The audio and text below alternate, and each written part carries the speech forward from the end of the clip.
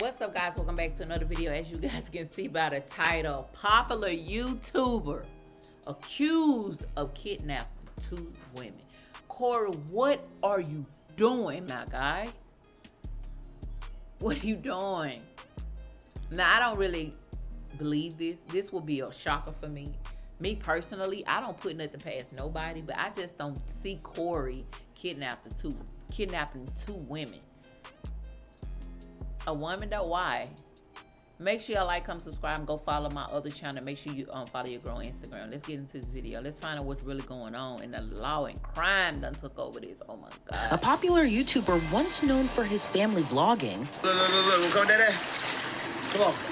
Can't get up here. My car, Is now accused of kidnapping 2 women. But the story doesn't end there. Authorities say the Texas-based content creator fled the United States by booking a one-way ticket and hopping on a nearly 20-hour... One way? Corey, why one way? He did say he was moving there though. flight all the way to the Middle East. So how did a man with millions of social media followers end up charged with aggravated kidnapping? Well, it all began on November 22nd. That's when a woman exchanged numbers with 26-year-old Corey Pritchett Jr. The woman told authorities the following day she and another woman met up with Pritchett. They did some pretty harmless activities like working out, ATV riding, then bowling. But it was at the bowling alley where things took an intense turn. While there, the 2 women felt like something was off when Pritchett and his 2 friends started acting strange. Okay, and if he did put a gun to their head or try to kidnap them, what was he supposed to do? What do you do with people when you kidnap them? He's not robbed them for what? And he's allegedly supposed to have money. And he don't need them from SEX because he can get that when he wants to, I'm assuming. So what is he kidnapping them for?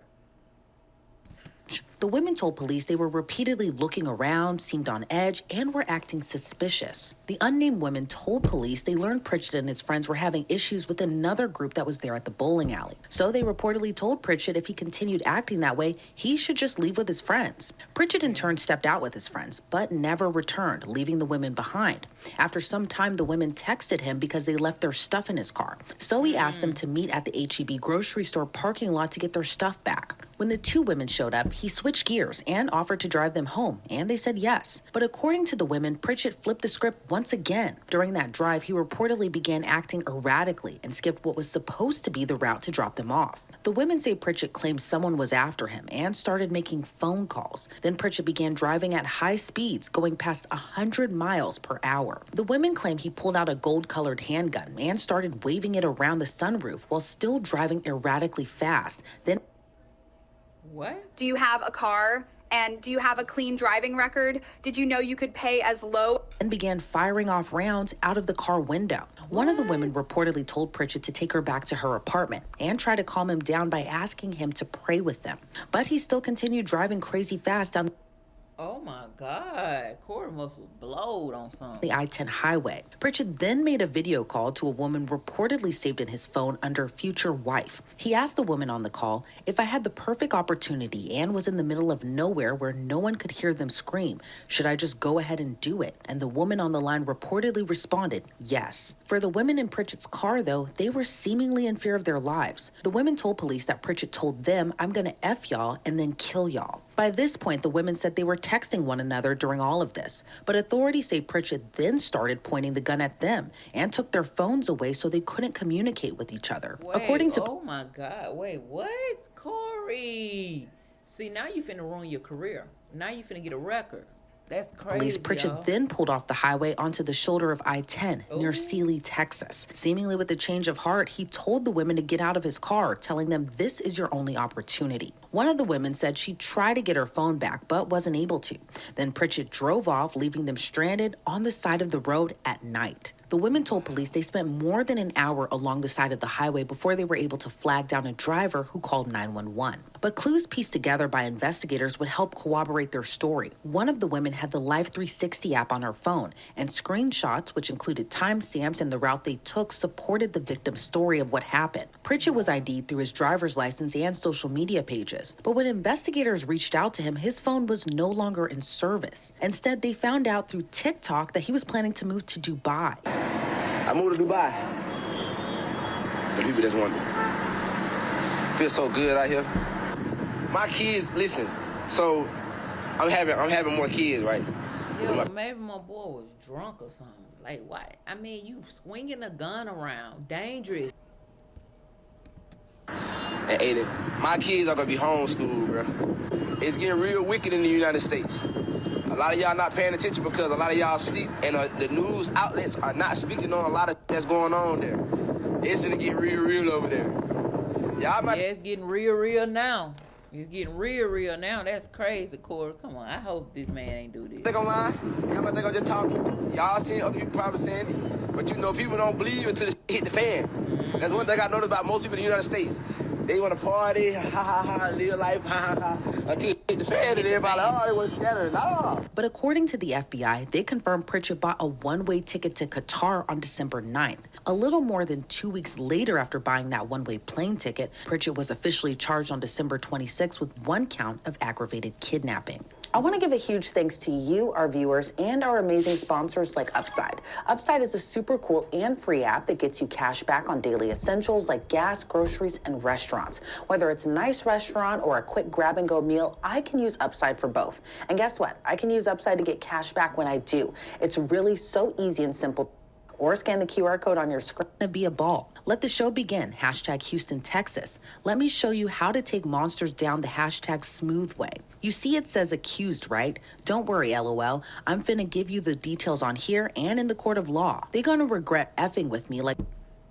Oh, and I got the best lawyer in Houston. A day later, he posted a video with the victims as they were ATV riding. That video was captioned tagging Houston PD as he wrote in part, "We have a case here of popular YouTuber Corey SSG kidnapping 2 white girls, and he's currently on the run in Dubai." They was white? Think. IDK, but yeah, the FBI should be after him. A pretty wild case that is now ranging across 2 completely different countries that are thousands of miles away from one another. So let's bring on retired FBI agent Colin Schmidt to get his thoughts on this. Colin, thank you so much for joining me today. You know, what is your reaction to this case, from Pritchett's alleged erratic behavior to trapping these 2 women allegedly in his car and leaving them stranded on the side of the road, then later fleeing off to Qatar? Well, I think the first thing for investigators is kind of look at the totality of the circumstances and look at the big picture, as well as look at credibility of who the complainants are, as well as what's really going on here between these 2 people. And that's based upon the recent instances of YouTubers or bloggers or social media influencers faking their own kidnappings. So to prevent a waste of resources, they have to just take a step back and kind of look at the big picture. And then, of course, if there is some merit to this, then they're going to have to kind of dig in and find out exactly what really went on between these 2. And investigators also say that, you know, GPS data from Life 360, which was an app that was on one of the women's phones, that helped corroborate. What kind of car do you drive? A 2022 Tesla Model Y. Why? If you don't mind me asking, what do you pay for car insurance? Their story. You may be in some trouble there, Corey. You may be in some trouble there, man. Don't throw your career away over some dumb stuff. That's crazy. And say, oh, wow. Me about how investigators use that type of data to kind of piece together, or at least verify these types of allegations. Well, in this case, the victim made it easy for law enforcement to track her because they did have the Life 360 app on there. I'm familiar with the app. It's fantastic. And I have used it with my kids as well. So if that wasn't on there, the first step with all these cases, and even if it's a bank robbery or a fraud case, is going to be the phones, and to look in to see if there's any GPS data, tracking data in that phone to find out and to corroborate what the victim is saying that the assailant did. Yeah, and it's also, unclear right now, but from what we do know now, do you think the erratic behavior on Pritchett's behalf might have been someone actually after him, as he had told these women allegedly? Or do you think there's another reason, possibly like drugs, that kind of made him Yeah. act erratically during this whole incident? But I don't think Corey do those. No, I don't know. I don't know him personally, but I don't think Corey would do those type of drugs. He may drink, but I don't think he. You know what I'm saying? Hold on, y'all.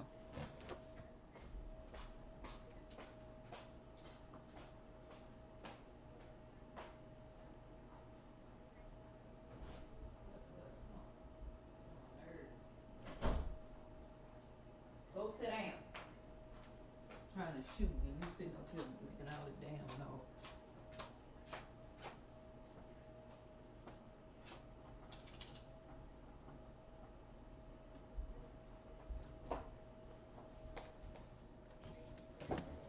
Well, with the limited information, available, you'd be speculating on why he was acting so erratic. So when somebody's acting erratic, there's a catalyst or some sort of antecedent that make them do that. So either it's something internal or external, and that's one thing that's going to come out, so to speak, in the wash as the investigators do their investigation and start talking to people and find out why he was behaving in such an odd manner. That's something got to be proven in court as well, y'all. And then the fact that he fled to Qatar, which is kind of an unusual country to go to because of it. I doubt he speaks Arabic. Does he have some sort of connection to that country? Yeah, and I was also, going to ask you what your thoughts are on him fleeing to Qatar. What all goes into extraditing a kidnapping suspect? And in your opinion, how long do you think it'll take before he's actually back in the United States? Well, first thing is if we have Wait a minute, he still ain't back. When was this video recorded? My boy's still out of the state. Extradition with Qatar, I'm not aware whether we do or don't for that particular crime, because extradition is crime specific. Some crimes are extraditable, some aren't. And then the extradition process is generally very long and takes at least a year to 2 years. Generally, what the authorities do is they just have the country expel or deport the person that's there. It's a much faster process, unless the person has some sort of citizenship with that country. And I doubt this gentleman has any citizenship with Qatar. And do you think that trip was planned this whole time, or do you think he kind of did it as an escape to escape those now criminal charges that he's facing? Because I can't imagine, leaving your children behind to go start a new life in a completely different country and just, leave them behind in Texas. Well, if he was going to Mexico, I would say there wasn't a lot of thought put into it, because obviously it's just right over the border. But to take an international flight, you have to fly through an international hub, whether it be Houston or Los Angeles or New York, and then make a couple of connections to get to Qatar. So, and then, of course, the flight itself is pretty expensive. And then there is going to be some scrutiny on him on when he lands through the authorities there in Qatar. So there had to be some sort of planning to go into it, because like I said, he's just not driving his car over the border going down to Mexicali. He's going to a foreign country, and it's approximately an 18-hour flight. Wow. Yeah, and booking that one-way ticket as well, too. I can't even imagine kind of going back to this alleged crime as well. Can't imagine. Me personally, if I'm going to go out of town, or I'm going to even have the thought to move somewhere, I'm not going to do nothing one way until I get there. I see what it is. But I'm just not about to just go no one way of just. But in this case, I don't know, Corey, man. But again, if he come back to the U.S., they 9 times out of 10 they definitely gonna probably book him if he haven't been booked, because this been floating around the internet like crazy, and I have not been like doing no reaction. So I'm just like, yo, let me see what's going on with Corey for real. I've been hearing things, but haven't like done a reaction to it. So one-way ticket is crazy. What it was like for these 2 women who were stranded on that highway until they were able to flag down a driver who eventually called 911, and then authorities arrived as well too. But kind of going back to the overall alleged offense in this case, what do you kind of make of just leaving 2 women stranded on a highway and then just again fleeing off to a completely different country? Well, that tells me that there wasn't much thought put into this. It sounds more like this was an impulse crime. He was reacting to some sort of something maybe the women had done to him, or vice versa, and this was reaction, and he didn't think it through. And then I think finally it kind of dawned on him that what he had done is basically going to land him in jail, and he essentially panicked. Kicked him out or put him on the side of the road, and then obviously left the country. So he's definitely has a lot going on inside his head, and this case is only going to probably get stranger as the investigators dig in. Yeah, and you mentioned something earlier in our discussion, just about his whole social media persona, which is kind of another added layer to this whole entire story. Pritchett has millions of followers across different social media platforms, but then you tack on this alleged behavior and this alleged or this crime as well too. What do you make of all of that, given that he was this kind of apparent rise on social media, and then he got kind of famous as well too, doing family content, and then for this to kind of come out? She said kind of famous. No, Corey is famous. Put some respect on my boy. He is. What do you make of just kind of that Jekyll and Hyde situation that we're kind of seeing all unfold? Well, that's from where I started with this, that because of his social media presence, law enforcement was going to have to kind of dig in and kind of determine what the motive behind this was. Maybe he had no intent of harming these women. He was just doing this for the classic clicks. Or, like I said, he had something going on in his life that made him panic. But it seems like there's such in society now, there's such a intense pressure to get quote unquote clicks that we see these social media people doing some amazingly stupid and abhorrent things. And frankly, I think law enforcement and the society as a whole is really kind of getting tired of it. And the hammer is starting to fall on these people for their behaviors. Now, say Pritchett makes it back to the United States, he's facing this kidnapping charge. How long of a, potential sentence or punishment do you think that he could be facing now? Well, if the federal authorities get involved, I believe you could get up to life in prison for kidnapping. So depending on the circumstances and if it's provable, in this case, he didn't take the victims over state lines. So there's an argument that it's not a federal crime. However, there is a kidnapping statute in Texas. So, and Texas has a pretty aggressive law enforcement culture there.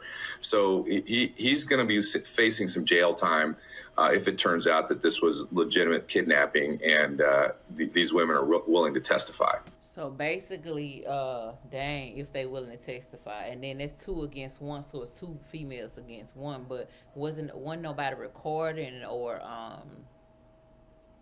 anything, So I don't know. Hope these 2 women parents or somebody in the family got some money, because money do talk, even in the court system, I'm telling you. All right. Well, Colin, I want to thank you so much for joining me and giving me insight into this case. Before we sign you off, though, anything else you'd like to add? I think it just comes, like I said, full circle about all this social media clicking nonsense, and it's really gotten out of hand. It seemed like to me the guy ain't really trying to take it serious. Like, I'm not saying like he's not taking it serious, but he basically just saying it's a possibility it could have been a prank or could have been something like that, because that's what he do. And Corey may just go on it. And I think it's long past time for authorities to start cracking down, because people are getting harmed. All right, Colin, again, thank you so much for joining me today. I really appreciate it. Thank you. Have a great day. According to reports, law enforcement...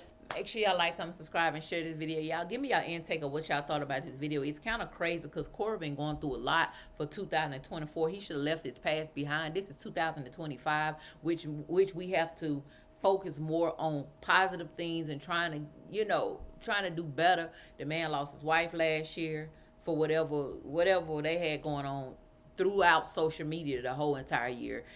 Having problems having his kids, on and off with in and out of different type of relationship, had allegations about getting females pregnant. It's just a lot of things that have been going on with Corey. Now, kidnap the case, I think it's time for you to pray, Corey. Make sure y'all like, comment, subscribe, and meet your girl in the next video. Stay safe and blessed, and let God do the rest, and I'll see you guys in the next video. Peace out. Peace.